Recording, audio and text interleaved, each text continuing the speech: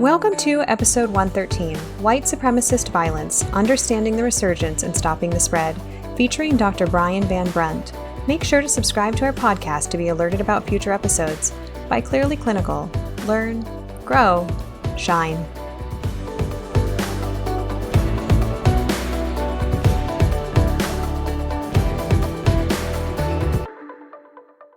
This course features Dr. Brian Van Brunt, a white expert on extremism, in an interview with me, also a white clinician. He discusses prospective therapeutic interventions that have been shown to be effective with individuals who may be at risk for extremist violence. Special attention should be paid to how power dynamics may play out in therapy with this population and the risks and benefits of therapy. Differences and/or similarities between therapist and client, including but not limited to race, ethnicity, gender, sexuality, religious preferences, etc., and/or individual factors may result in a treatment failure or loss of control by either or both therapist and client. Therapists are encouraged to consider this concept of informed consent, including but not limited to the appropriateness of referring out, educating the client that they can choose a therapist of the same or differing characteristics if they prefer, etc. Hello to our listeners. My name is Beth Irias, and I am honored today to be joined by Dr. Brian Van Brunt. Brian has been in the counseling field for more than 25 years, and one of his specializations is threat and risk management, and he also specializes in really the psychology behind extremism. I reached out to Brian and asked him to do this interview with me in light of the attacks on the Capitol on January 6th, and I'm looking forward to this conversation. I'm grateful to Brian for taking part, and also want to let you as our listeners know this is an opportunity, I think, to hear from somebody who has a specialization in this topic, and also know that this is an informal conversation between Brian and myself, and just hearing from him his thoughts on how we got here and then what we clinically do moving forward to help where we are with regard to extremism and white supremacy in the United States. Brian, thank you so much for joining us today.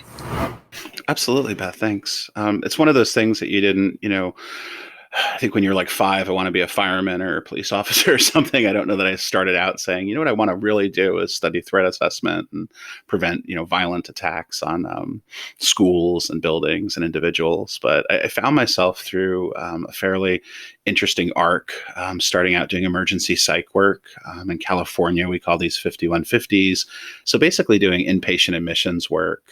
From there, I began doing some outpatient therapy with kids, doing child and family work, doing some trauma work with younger kids. And then I had a private practice for a while, working with some agencies on the side, doing some emergency services work. So it was a fairly easy transition. During this time, we had our 4 kids. It sounds like I wasn't involved in that process. I was. We had 4 kids. And there was just so much Play-Doh in my life that I needed to do something different. So I worked full-time with the college population.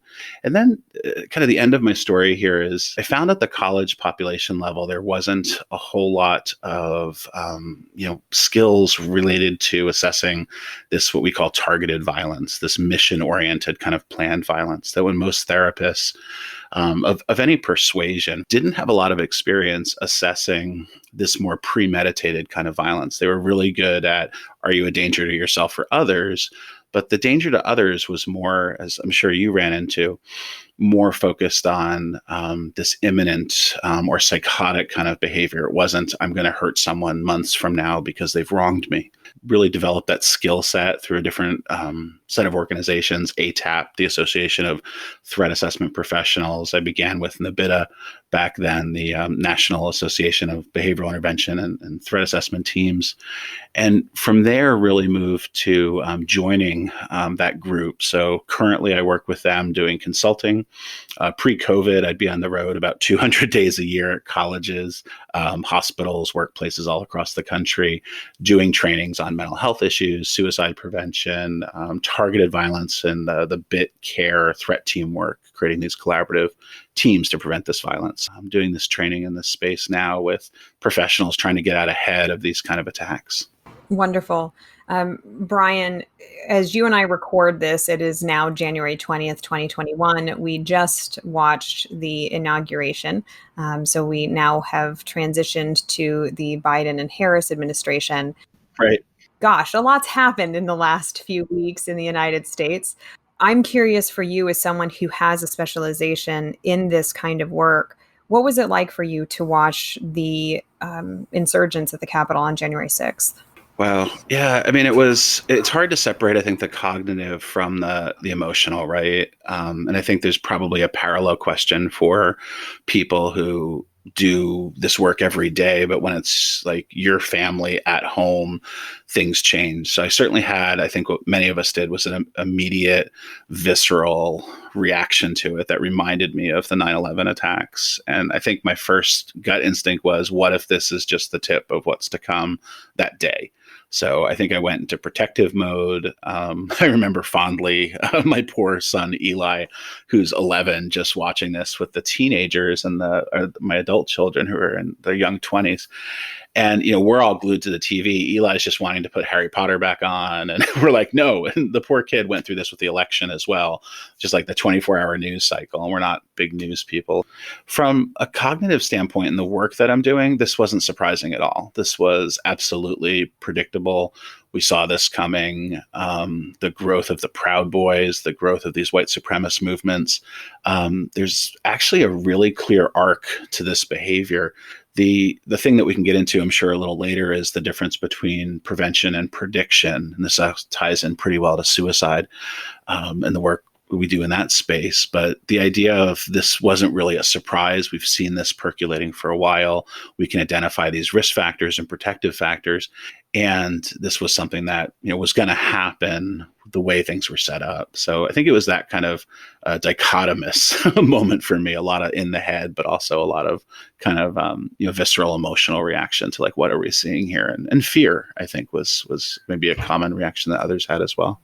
So, in a very short blurb, how did we get here? For someone like you that saw this coming, how did we get here? And well, we'll get to the now what, but what happened? When did it happen? How does this happen where a group breaks and then suddenly crosses that threshold into extremism? Yeah, there's a lot of great stuff, research and literature that's been on this. I'm actually working on a book now with some colleagues on white supremacist violence. So there's a lot of research and details behind the question. But let me answer it a little more just from the heart. That I think at the core of this, I remember being at a conference a couple years back. We had this great keynote speaker, Adam Langford, and one of the things that he talked about here was suicide bombers. And this was, something that I found fascinating. What he said was, imagine if you were a suicide bomber and you have your vest on and you have your little button that you're going to click and it's going to kill people. What would it take for you? What would be your motivation to hit that button? And for those who haven't really trained in this space or kind of new to the topic, I think our gut instinct would be, I don't know, man, like if they had my family hostage, like it wouldn't be a proud moment, but maybe I'd set off the bomb because it would help my family live. Maybe if I believed in something so strongly that by killing other people, it was going to bring about this massive change, maybe that would be the thing that would cause me to push the button. And a lot of his research really focused back on this concept, which I think just feels very true when we hear it, that the core element is not a hardened perspective to harm others. We're getting all caught up in the white supremacist movement and who they hate and what they're frustrated about. The core element is hopelessness, desperation, suicidality, and the things that go along with marginalization. So it was, to me, kind of a light going off moment in my head that as we looked at these issues, we get distracted a little bit by the content of what they're saying, but truly the path both to identify people at a higher risk as well as working with them clinically. If I'm sitting down with someone who has really strong beliefs in this space, who's maybe involuntarily celibate or one of the incels, or someone who's identifying as a proud boy, if I'm the therapist treating them, I think the place to start is really those underlying currents of loneliness, despair, feeling left out, feeling like everyone else is getting what they want except me. So that I think the colloquial phrase is FOMO, right? The fear of missing out, that everyone's getting what they want. So, as a therapist, I'm sure you appreciate too. I'm like, ooh, cognitive dissonance stuff and catastrophizing. So that's where I have found that the treatment approach to working with these folks really does center on, trying to heal some of those wounds of feeling, lost, separated, frustrated, and not heard. So I don't know if that helps a little bit there. It does help. And speaking for myself, I remember, I'm a woman and I carry a couple of marginalized identity cards in my wallet, so to speak. And I remember vividly when Barack Obama was elected and how significant that was. And I remember watching the inauguration and also having this feeling of, the divide, that it was so, to me, it was like, wow, a marginalized person that's up on the stage and is being elected, and I feel seen and I feel heard, but acknowledging simultaneously there's this whole group of people that now feels like they're not seen, that they're not heard, and that we kind of keep passing the buck. And tell me how that phenomenon has carried forward and into what we're seeing now in this idea of these folks feeling like I don't have a place here anymore. Yeah, I mean, that's one of the things very much that drives them to each other, and one of the other books I recently wrote was on the incel, or the involuntarily celibate. And I think there's some really good lessons in that space here for these individuals. I'm not implying that anyone who is adopting, QAnon, or, whatever your particular flavor of conspiracy is, white supremacy, or, whatever hardened, crystallized point of view you're pushing forward, that the root there is that feeling of like disconnection. But with the incel, what you're seeing a lot is someone who finds sustenance, nurturance, caring, love in the group, even if it has some teasing elements and it might not be the love that you and I might be accustomed to.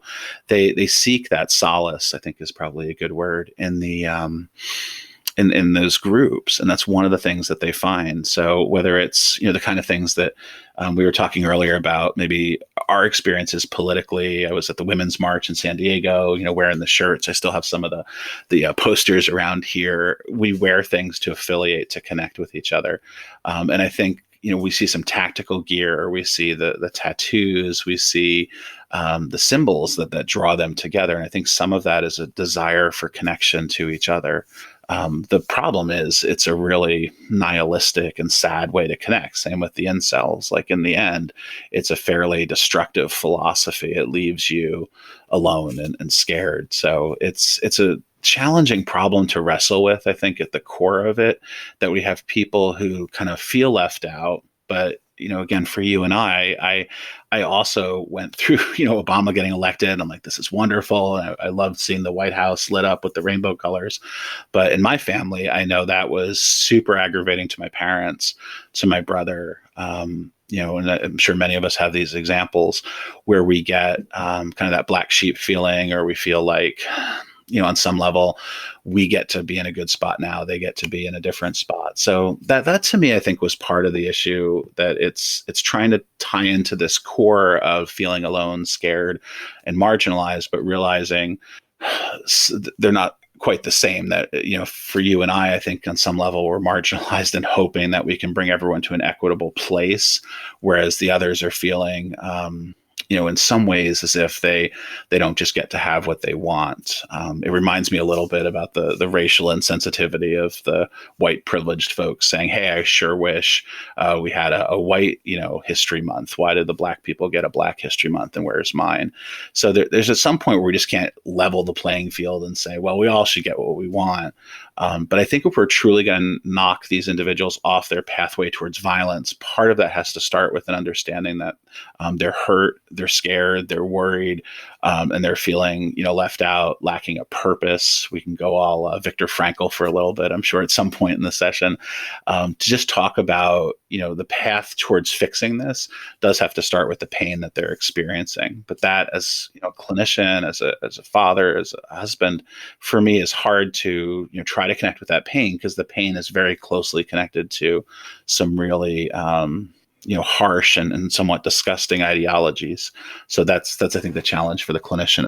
I really appreciate the point you just made about the clothing and these attempts for connection, because I think from the outside in, we could be splitting that the other way, which their attempts at divisiveness. And I really appreciate the point that you just made, which was recognizing that actually what anybody is looking for when we're flying a certain flag, when we're wearing certain clothing, is connection primarily. And that reframe, I think, is really important. I've had close neighbors that are flying flags and doing things that have been really divisive and kind of scary for me, as a woman, as part of a family of color, being aware of those kind of things.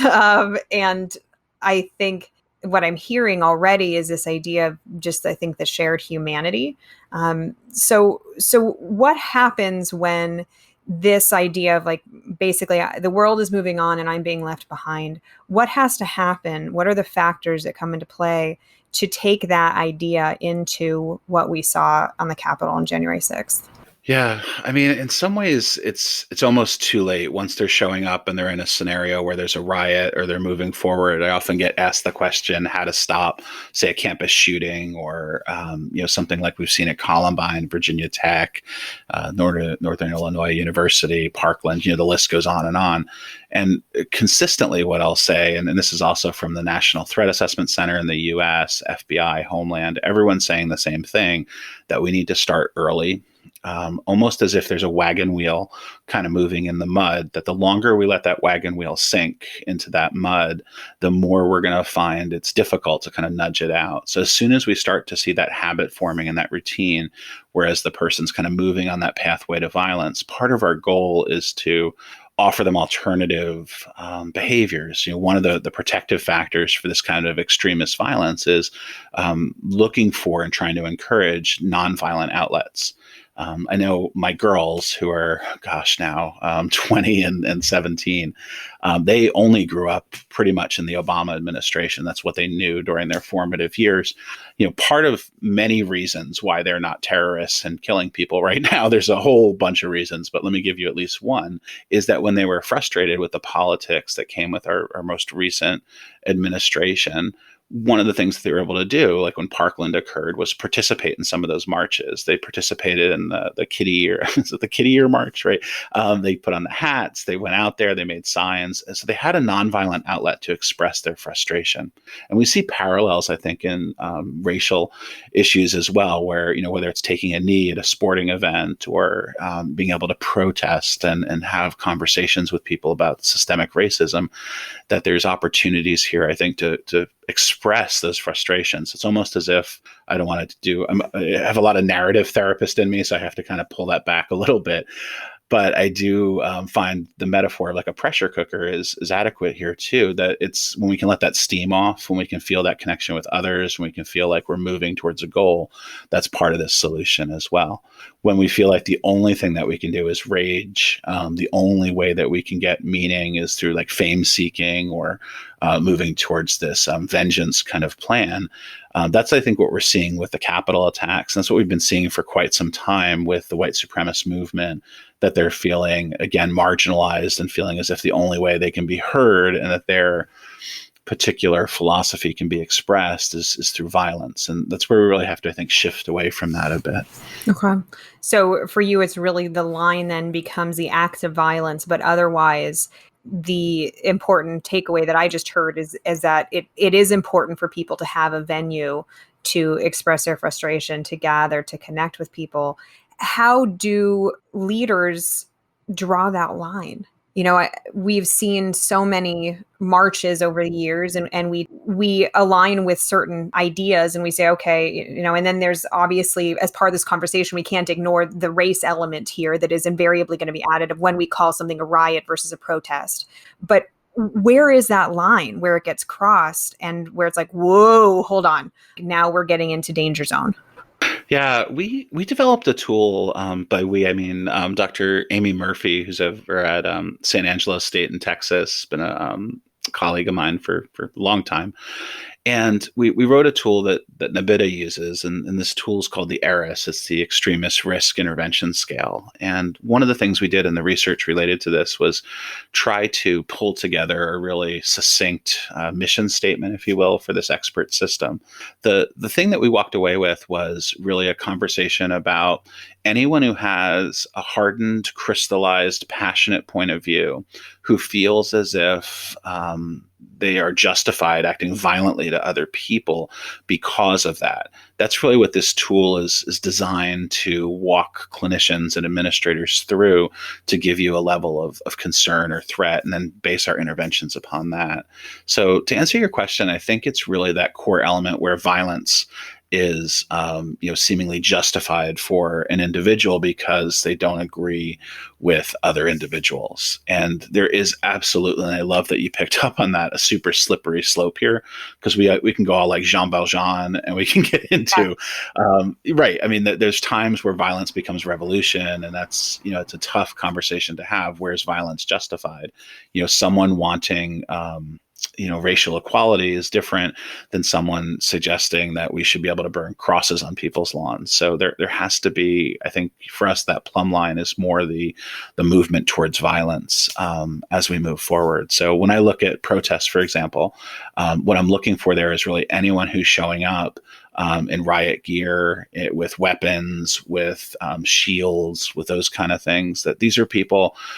Maybe it's a defensive posture, maybe it's an offensive posture. But when we look at these cases, it's when they're showing up not to express an opinion, but instead to incite violence towards others. I was watching the news the other day, and they were talking about the Women's March, I believe, back in right after the Trump election, and how it was just a ridiculously awesome amount of people who were there for that. I think it was in the millions, and no instance of violence at all. So I think there's times where we can gather and have these conversations, but that kind of tit for tat violence that we're seeing, the back and forth that's occurring here, where the white supremacists are coming out, ready for a fight, and then we have Antifa kind of bolstering up against them. This is where we're running into some of the problems. A lot of the other details here. The one thing I will say, because I think it's a really essential point of clarity, that we have to separate out the difference between the organization and their mission, and someone who says they're affiliating with the organization. This has been a bone of contention for me for a while. So one more rant if I can. This one, so for example, someone who identifies as a fundamentalist Christian who then decides to kill a doctor performing abortions. You have to, on some level, appreciate that they're no longer following the fundamental Christian values, at least that most fundamental Christians would ascribe to. The attacks on 9/11 in the U.S. with the Muslim and Islamic, there's another piece here where there's really no room for that level of violence within the religion of Islam. So when you start to think about it that way, there's times where people say that they're affiliated with a certain group, religion, and then they don't really follow the basic tenets. So we're seeing that with, I think, many individuals who want to come forward and say, I just think whites should have the same rights as everybody else. And like that kind of, if I can, ignorant statement can be met with debate and conversation. Someone else coming out and saying whites have been put down, we're going to violently take back what we've been missing. That there's no debate there, right? That needs to be really some firm line. So I don't know if that's just muddied the waters more there, Beth, or that helps a little bit. No, I think it all helps, because you're looking at this with eyes that I don't have and with a background that I don't have. And I know for our listeners, to me, this is fascinating to just get a little insight in how you see these things. And, I was thinking about Kyle Rittenhouse, who was a 17-year-old that ended up shooting 3 people in August. That idea with Kyle Rittenhouse, it sounds like the fact that he came armed for you was a line, that it wasn't that he was coming and he was gathering. It was that there was this implication of violent capability, and that was where the line was in that. And I heard your point about the Women's March, that there weren't any violent actions, and so it sounds like really when people are gathering, are they doing so with weapons? Are they doing so with tactical gear, and with this idea that there's going to be some kind of confrontation? Yeah, or we should just put women in charge because they do things better, apparently. It's one of the practical takeaways. I mean, start to look Interestingly, at we just did. So yeah, right on. Yeah, I mean, it's kind of tongue in cheek, but it's also kind of not. People ask me when I'm doing violence trainings, and I'm trying to work in a little content within the conversation. So there's really two kinds of violence that we attend to when we're assessing risk during a threat assessment. One is what we call effective violence, right? And this is violence driven by adrenaline, rage. It's poorly planned. It's immediate. Effective violence is essentially someone getting cut off in traffic. I know you have no traffic in LA, but if you could imagine a place where there was traffic, that's my little joke to Los Angeles, it gets us rageful and we react. Another great example is COVID rage. People who get upset when someone's either not wearing a mask or they're being forced to wear a mask. Like, I don't know about you, Beth, but I've found myself over the past 9 months saying or doing things to people that normally I'd never do. But I'm kind of tapping into this like rage of either, for me at least, wearing a mask all this time. And then I see some knucklehead out there not wearing a mask. And I'm like, what's wrong with you? And I'm like, why would I say that to someone? Like, what's the positive outcome of this interaction?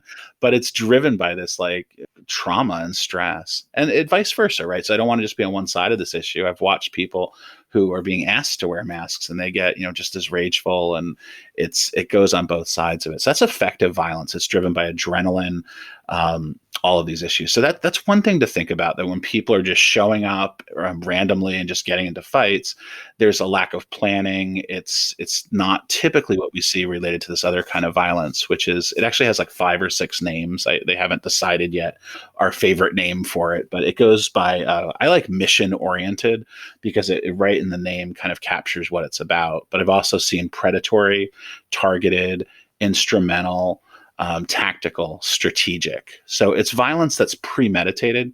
So exactly like you're saying, someone who brings a weapon, to an event, kind of ready for a fight. They're thinking about this beforehand.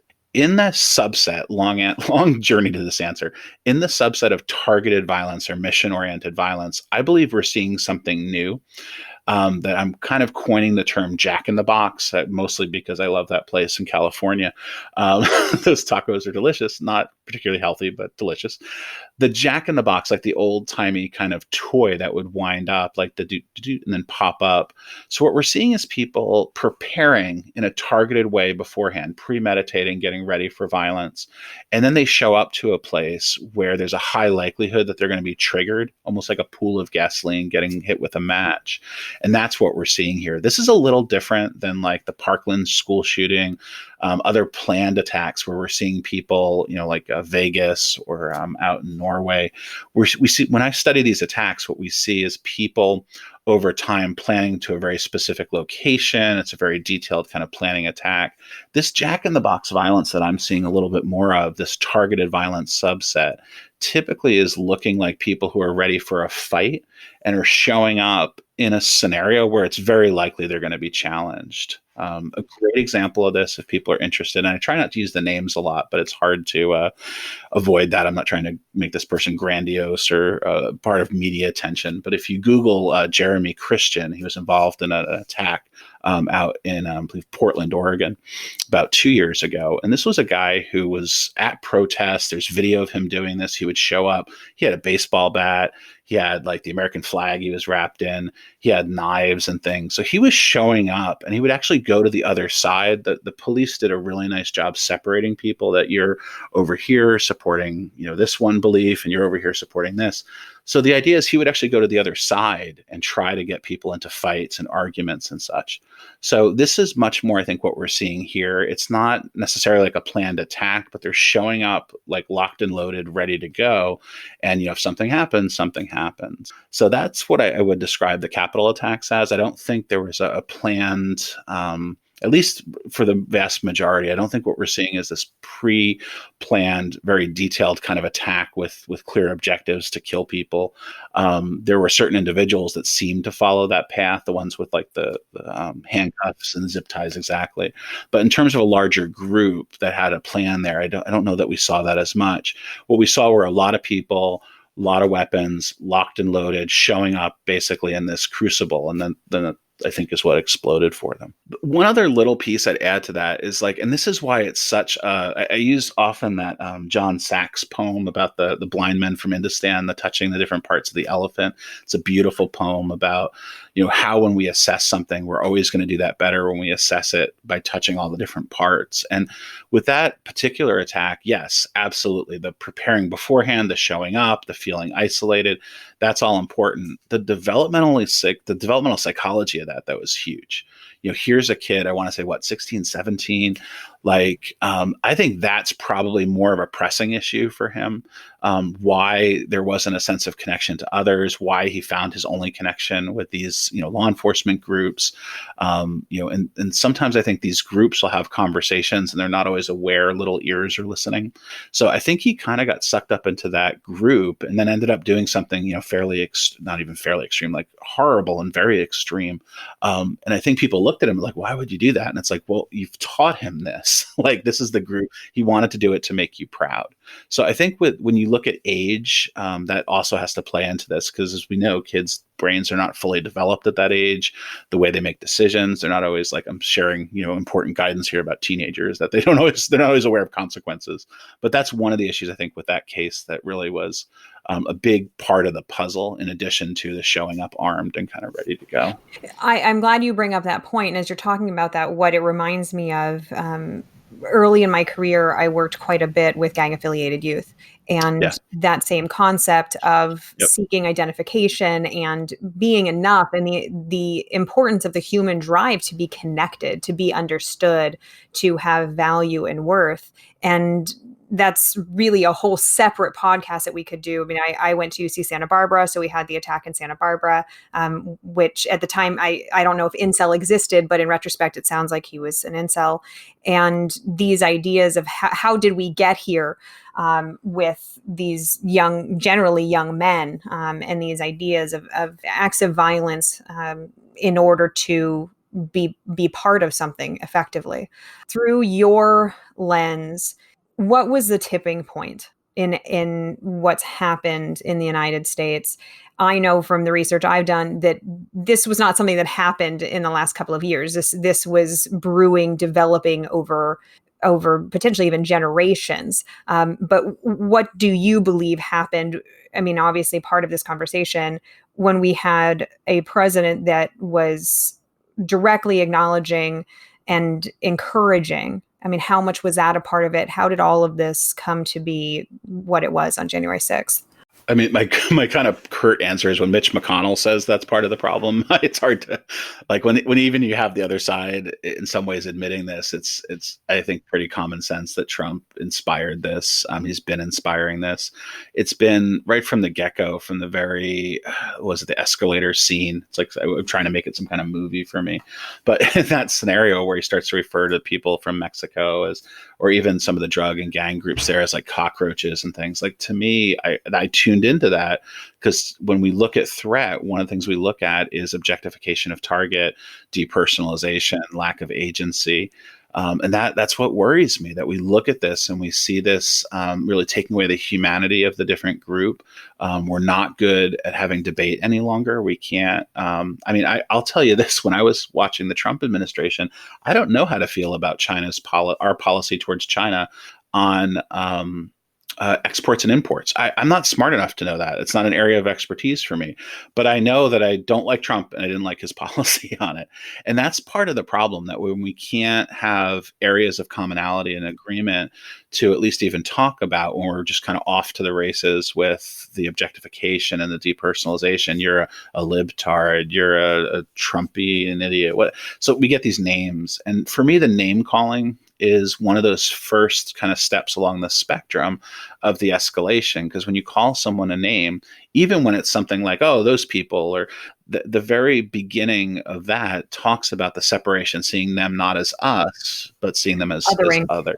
Othering, exactly. There's that great, if people are interested, the Black Mirror episode It's a very shocking show, so I don't advise everyone to kind of jump in and watch Black Mirror, and we'll see if I can find the name of it and send it to you. But it's one where they look at this technology piece of it, where they're doing essentially a genocide of a certain population, but they have the technology to allow soldiers to see them as zombies and monsters, not as people. And it's such a great example of an othering experience like that we see. With individuals. I will say this too. I feel like we're not all lost. I have a lot of hope in the new generation. I think, this dovetails back a little bit to social media, that I see sometimes well-meaning therapists and individuals and teachers and educators saying the problem is everyone's on their screens all the time and we're not having good conversations with each other. The irony of us first meeting today, Beth, over a podcast and having these conversations, like technology is a tool that can be good or bad. And I know I might gain the ire of some of your audience with this statement, but for me, joining TikTok and watching this new generation at 48, I feel a little distanced from the 18-year-old right now, even though I have two in my house. But I'm reminded when I was a child and family therapist that part of the language that I used to connect with the kids back then, every month I'd go to Toys R Us, I'd look at some of the toys. I was really good at Pokemon, and child therapists get really good at like Uno. Their Uno skills are always on point. We're learning the language of the kids that we're working with. And I think part of this has to be an embracing an understanding of the technology and realizing, like everything, it's about the middle way. How can it be too much? How can it be not enough? That I think to demonize technology in this space is also what I see as a bit of a misstep by some folks to really try to reduce all of this, to say, like you mentioned, someone like Elliot Rodger at Santa Barbara, who very much is like the father of incels. He was very much seen as a kind of the starter of a lot of this movement, to say, well, the problem was he was just online all the time, and that's where he was connecting with other people. The online part isn't the bad part. It's the fact that there wasn't some other balance in there for him. So it's probably a whole other podcast. Is social media good or bad? But I think it's hard to ignore that that's a huge part of this, as well as the authenticity and critical judgment when it comes to assessing media moving forward. Social media certainly was part of what got us here now. If you can take a minute and speak to that, now that we have Trump effectively removed from a number of social media channels, how did that play into all of this? How do you see this continuing? Now this idea of if they can't gather on Twitter or on Facebook, where will they go to gather? How do you see it playing out with social media? Yeah, I think it cuts to that underlying problem that we started with, that they're already feeling marginalized and disenfranchised and alone and hopeless and frustrated. So back to the nonviolent outlets, we're now basically, and I was one of the first joiners to Parler, not to like post and be like, hey, I'm on Parler, but because that's where the threat assessment people live too, because we're seeing the threats occurring here. So that was shut down. And we've seen the same thing again, this parallel with the incel community, with the 3chan and 4chan and the different Reddit subgroups, that we don't want to create a festering place for people to become inspired and basically to take people with what we call cognitive openings, this essentially vulnerability to be radicalized. We don't want to have these places that they can show up and basically become radicalized to extremist violence. But that also goes, kind of hand in hand with free speech and the need for, again, these areas of connection that people feel, again, sometimes disenfranchised from the conversation. So I don't know if this fits, but and for those of you who are prone to lists, let me list off for you, because I know I've hinted at these a few times. In terms of the risk elements for this kind of violence that we're talking about that happened at the Capitol, I think there's 5, and I'll list them slowly. The first is a sense of free fall. And what we mean by that is that they have this sense that their life is falling apart, things aren't going well. This could be finances, relationships, job, grades, that essentially they're in this not even like a good Tom Petty free fall, but just like free fall, and that their life is falling apart. The second one is they have a sense of an outsider status. What they're feeling is they're not like the other people. They're alone. And the interesting thing about an outsider status is we all can feel that depending on where they are. Now, I'm fairly liberal. I'm guessing you put that together in your mind so far in my politics. However, if I, go to Martha's Vineyard or I'm in Massachusetts, I'm with my people and they're like, this is great. We believe what you believe. If I go to Texas, maybe outside Austin, I'll probably get some different, I'll feel like the outsider there. So the outsider experience is a bit contextual. It just depends on who's around you at the time. So we have free fall for number one, outsider for number two, roadblocks, these obstacles to the goals that we want to get to.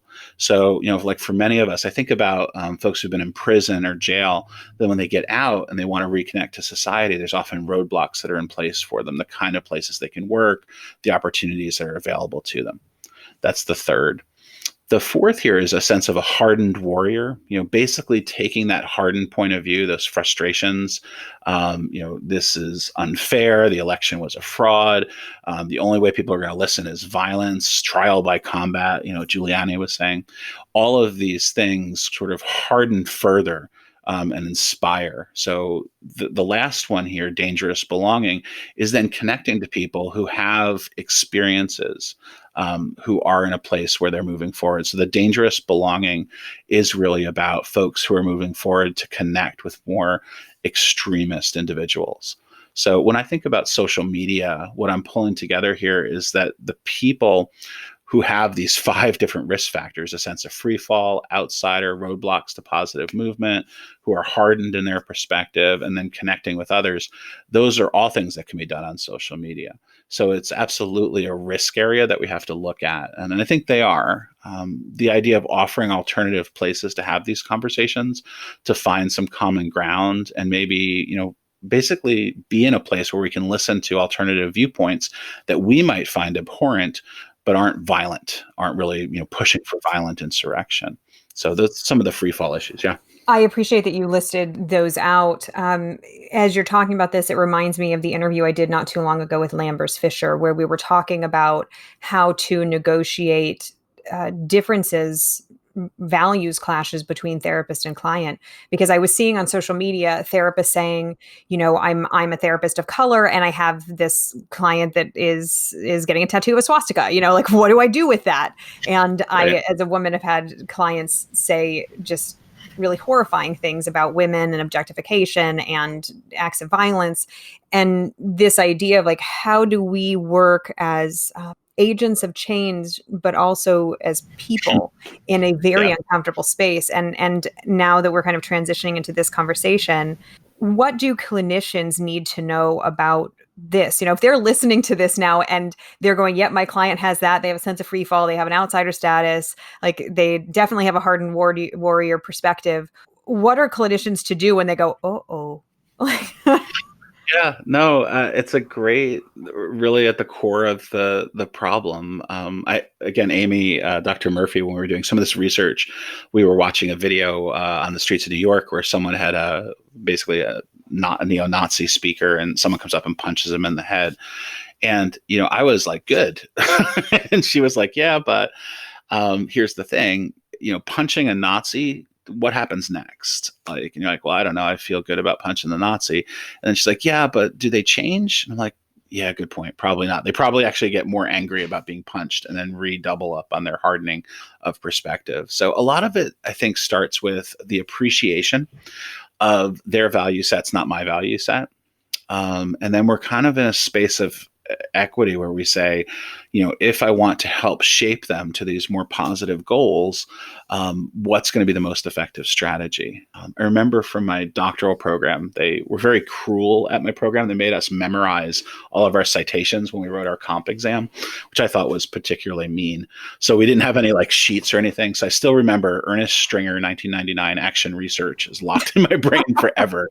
But there was a great quote in this research book, and it's talking about Aboriginal tribes, but anthropological comment. But the quote goes something like this. I won't get it exactly right, but he's coming into work with this tribe, and the tribe says, if you are here from outside to, fix our problems, we have no need for you. If you are here because your problems are our problems, that they are the same, then come in and allow us to help. And I've always thought about that comment in terms of, if we're really trying to change someone, we're always going to be more effective doing that from a place of, I'm going to tip my therapeutic hat, I'm very existential and Rogerian. So I would approach this from a place of being authentic and genuine, unconditional positive regard. And that doesn't mean agreeing with what they're saying, but simply, trying to understand where they've come from with this. And then I love to throw a little of that CBT magic in and say, how's that working for you? And helping them develop some discrepancy. You believe this, you'd like things to change, but you're doing things that are actually making it worse for you. So that's where we, I think, start to insert some of that critical thought, trying to help these individuals. The other person I find really useful here is, again, I mentioned earlier some of Frankl's work, and even Hauerwas, who's a writer who talks in the suffering and trauma space. But the idea here of helping people who are in pain, find some larger sense of meaning, find something that gives them something that they can love or contribute towards. And I think when you have folks like this, almost like the teens who feel disenfranchised from their peer group or from women or dating and then get angry and then move towards a school shooting, the big piece that we teach is the idea of connection and giving them a larger sense of hope and engagement in some societal place. So I think it has to be, if we're getting someone off the pathway to violence, I've said a few times, we have to think about what new pathway are we putting them onto. There has to be some social connection, some larger meaning and larger purpose that they can connect to in a nonviolent way to be part of society.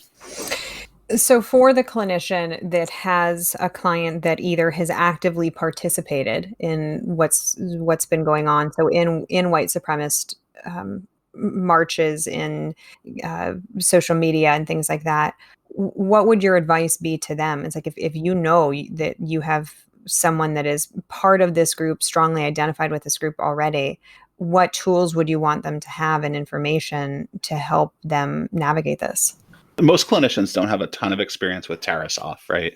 So one of the first things you want to become aware of is just some of your regulations in your state or country that you're operating under around Tarasoff and those requirements to notify. I would suggest in most common cases, we don't see a lot of these duty to warns kicking in. But if you are working with someone who might be in that headspace, there needs to be not only an informed consent to them about those exceptions to confidentiality, but also this awareness.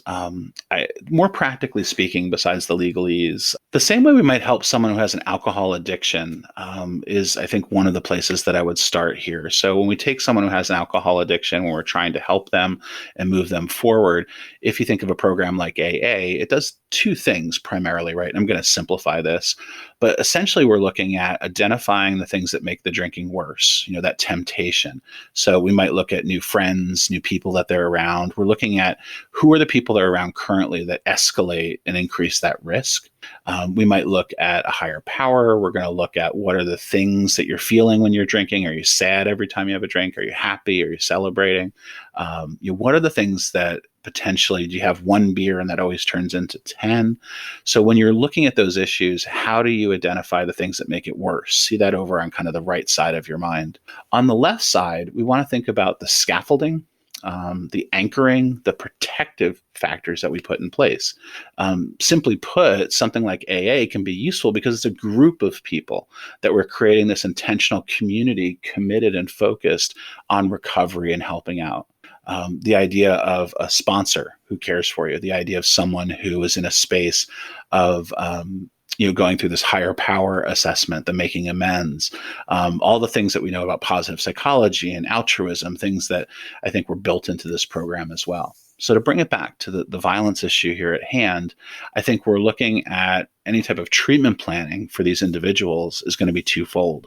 On one side, we're looking at how do we reduce the exacerbating, triggering events? How do we help make this not worse, if we can say it that way? On the other side, we look at what kind of supports and scaffolding do we put around the individual to help, almost like a cast or the scaffolding around a building being repaired. How do we support that repair work to be protective and move them off this pathway. So, practically speaking, for a student, I might identify that they get more excited and more, triggered and maybe radical towards the radicalization when they go online. They go to certain chat groups. So we would try to, have them limit that time initially, like a good harm reduction model. Ideally, like with cutting and self-injury, it'd be great if they just stopped completely, but we might be in a harm reduction place there. Having them bring some of those ideas critically into therapy for conversation under a cognitive behavioral lens. Again, the trans theoretical change theory, motivational interviewing techniques, all of these work well to work with individuals to really kind of challenge some of their perspectives, develop discrepancies and the like. On the flip side, though, we just don't want to get overly focused on limiting all of the triggers and all the things that make it bad. On the flip side, we need to say, what kind of things do we put in this person's life to fill the hole that essentially was here because of the other problem? And again, back to those with alcohol addiction, it's fine to remove the alcohol, but what are we putting in the place? So this might be for the student looking at different social groups, clubs and organizations, trying to improve social skills, looking at opportunities to get involved, feel part of something larger than themselves, giving them hope for a different future. So all the things that we're pretty good at as therapists, basically, is what I'm saying. It's really, though, this twofold piece. And if there's one cautionary tale I'll say to therapists and all of our diversity, it's not to just get overly focused on reducing the escalating factors, but also to spend that time and energy on supporting the student in that positive growth. Like, how do we, once that seed's been planted, nurture it and keep it going in the right direction? I appreciate how much you just broke that down, and this idea of, if we're going to approach one, we have to make sure to do the other. And if if we as mental health professionals then are able to do that with the hope that maybe we have some of these people in our sessions, this belief that we are contributing toward the greater good by reducing the risk of violence in our communities, in our country at large. What are other things that you would like clinicians to know about these elements? Like, what are resources for them if, we don't know who's going to call us and who, or I know I've had the experience. I've sometimes worked with clients for years and then they blurt something out and I go, oh my goodness, that completely changes how I see you. And I did not know that. What do they do when we're not like you and we don't have this kind of knowledge and information? Yeah, I mean, at first, I think the curiosity about it's important. And certainly, if you've written books before, you don't get rich writing books. I'm not saying this to like up my book sales, but I do think the Harm to Others book that I wrote for the American Counseling Association was really useful. They kind of divided it in half. The first half was how to assess violence, which I think a lot of therapists just didn't quite understand. They were like me when I started out. They assessed violence like, are you currently a danger to yourself or others? And the big misstep here, and it's a huge misstep, is especially when we're getting referrals to counselors, like the schools referring or the community saying we're worried about, Johnny, because of these risk patterns. When we substitute in a general, are you a danger to yourself or others, meaning do you need to be locked up in the hospital, for a violence risk assessment, which is really what we train on in the Harm to Others book. Here, we're really looking at identifying risk factors, protective factors, looking at the type of threat that's made, helping clinicians understand things like a transient threat is made briefly. I'm going to burn the building down, with not a whole lot of lethality or actionability. It's done with the intent to get a reaction when someone's hurt and struggling. Whereas the more substantive threats are ones that are done that have a lot more detail attached to them, and they're a lot more concerning. So I'm going to burn down the building at 3:00 on Friday, and that's what's going to happen, and you're going to pay for what we did. There's a book I did recently on a written threat analysis, like things on social media and the like, and it was very general, so it didn't like narrow down just to white supremacy and what happened at the Capitol. But one of the things we found in the research for that book, we looked at about 200 cases. One of the things we found when we were looking at either written content in like class and essays and the like, or when we were looking more specifically at social media posts, when people included things like suicidal references, mentioning of previous attacks, or injustice collecting. Those were three things that we saw as very strong factors that escalated a risk. So a student who goes to Facebook and is like, I'm glad they attacked the Capitol, I should do something like this in my hometown. That might be seen again as a concern, as it should be. But if they add a couple things to that, I'm glad they attacked the Capitol, we should do something like this in my own hometown. Nothing good's happening here anyway. This is a lot better idea than killing myself. I'm going to go out like Kyle Rittenhouse. Those are the things that add to that detail, that increase that fixation and focus, the location, the action and time imperative. So again, long answer to your very good, succinct, short question. I think part of it has to be a curiosity to learn more about these concepts, and that Harm to Others book is a great way to start that process. The back half of it is actually break up 5 different treatment modalities and talk about how someone from a CBT, humanistic, I think Gestalt, motivational interviewing and trans-theoretical change theory, how they would all approach a case slightly differently with some good practical examples. If that's a lot and you're like, I don't have time to read a book right now, Brian, what I might suggest is the simplified concept here. This is one of these really kind of wisdom-based things, is more than anything else, people who are hurting and marginalized and struggling need connection.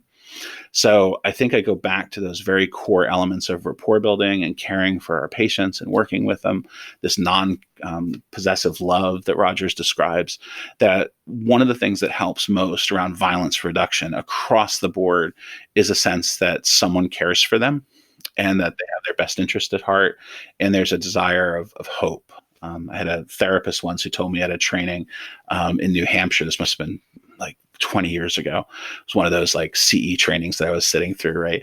And she said she's working with traumatized women who had cut themselves and were involved in self-injury. And she said, it doesn't matter who, but someone in the therapeutic session needs to hold the candle of hope alight. And whether that's the therapist or the client, our job as the therapist is, if the client's not holding a hope candle, we need to be holding that hope candle. So the idea of inspiring and encouraging and helping people realize, it's perspective. It won't always be this bad. You're going to figure this out. I'm here to help you. Those are the kind of core elements to change. So while you can know that knowledge and all this transient and substantive stuff, more important than that by far are the core elements of what we do in our therapeutic practice, the caring for someone else and trying to understand things from their worldview, and then slowly stepping them away from the danger. It's kind of parenting 101 as well, I think. I'm glad you said that, because I think for many of us, as these incidents have happened and escalated, we've felt increasingly more helpless. And I think the reminder you just gave is a really valuable one, which is this is part of the process in violence reduction is love and acceptance and respect and honor and connection, and that we are part of that equation. And when I say love, I'm talking about the clinical kind of love, but that this is a fundamental human need. I'm glad that you brought it back to that, and this reminder for all of us that we can meet a client there. And to kind of recap what I heard you say from the beginning to now at the end of this conversation, we're talking about people that primarily feel like they've been left behind. And the part that we can influence as clinicians, if they're in our office, if they're in our lives, we can try to help be a source of connection and a source of hope and encouragement toward something more positive, something safer for themselves and for everybody. Is that the standard recap you would accept, Brian? I want you to follow me around and recap my stuff all the time. That's beautiful. Yeah, it's, part of my career has been training new therapists. I was a counseling center director at Western Kentucky and New England College. And, I know all clinicians at some point who get older start doing that count of like, has it been 10,000 clients I've seen? Has it been, how many interns I've trained over the years? It's dozens, if not hundreds. And, I think anyone who trains new therapists is aware that we kind of have that moment where we smack them away from their knowledge and sort of remind them about the core elements. We all do this differently, but we say, listen, you can empty chair that, you can, look at REBT, you can do all these like fancy narrative therapy things, and all this stuff is great. The techniques are wonderful, but when it all comes down to it is that does the client, respect who you are, have a sense of connection with you. I remember Yalom's book, Twice Told Tales. It's kind of a lost book of Yalom's. It's a really cool one. He was working with this patient, Jenny. And as he's working with her, she wasn't able to afford to come to therapy. So he agrees to do a trade. I don't know how ethical this is nowadays. This was a while ago. So she wrote her experience about the therapeutic encounter, and then he wrote his, and they put it together into a book. It's fascinating. But there's one of these elements here that I always remember as a therapist, and it's kind of a good ending note for me. That in this story, Yalom was doing all these like amazing, like cool interventions and thinking about like these different connections and all of this. And Ginny writes about her therapeutic session. She's like, I'm really glad he asked me about what movie I saw this weekend. It really seemed like he cared about me. And I remember just the juxtaposition between those 2 points that I think oftentimes as therapists, we're doing all these like grand, like cool things in our head. And we forget just the simple conversation with someone, the listening and the caring, those core elements of the humanistic approach really are what people who are planning this kind of violence or on this pathway need, I think, more than anything else. And the big challenge, I think, for a lot of us is oftentimes the things they say. I was really touched, Beth, with what you said about the women stuff and the objectification. I can't tell you how many times, because I get this as a guy, right? Because the guy's like, oh, you're a guy's guy. You tell me. And just the kind of stuff I had to listen to, but then I try to bring it in back to them and help them move maybe just a step or two in the right direction about how they're thinking on things. But it is and will remain to be a really challenging balancing act, because there's part of us, if we're, sort of my 17-year-old loves it when I work this in, if we're woke, right? And she's like, Dad, don't say woke. And I'm like, woke AF? And she's like, no, that's worse. I'm like, all right, good enough. If we're woke, right, we should be striving towards these great self-actualized ideas. The trouble that we run into is that when we reach someone who's just, really the antithesis of what we believe in our heart, who's really preaching things that are cruel and mean, it's a challenging task to hold both of those kind of juggled in our hands at the same time. And that's really at the core of what we run into. So that's, I guess, my last moment there to encourage therapists to really try to hang out in that space where you are still trying to help someone who might, be basically sharing some really destructive ideas or thoughts. I am glad that you ended there, because I think that's a really important point to make and also a really powerful one. Brian, I could sit here for hours and we could talk about this. For our listeners that want to learn more about you, how can they get in touch with you? Yeah, probably my website is the easiest. It's just www.brianvanbrunt.com. So it's BrianVanBrunt.com, and that has all my links to the books and things there. So would love to hear from you if you have questions, and certainly if you're a student as well. I very much believe in the giving back part. So nothing makes me happier than to find someone who's doing a dissertation that I can help out with, or just wants to read or understand something. So nothing would make me happier to get a ton of emails and saying, hey, tell me more about this. I will with glee respond to those emails. Wonderful. Brian, thank you so much for your work. Thank you for taking some time out, especially at a time like this, where I'm sure you're getting lots of calls on this topic. Thank you. I'm really, really grateful. Very much my pleasure. Thanks for having me. You've just finished listening to another exclusive continuing ed podcast by Clearly Clinical. If you like what you just heard and you need continuing ed credits, please visit us at clearlyclinical.com to check out our 1-year membership, where you'll have access to our growing library of continuing ed podcast courses.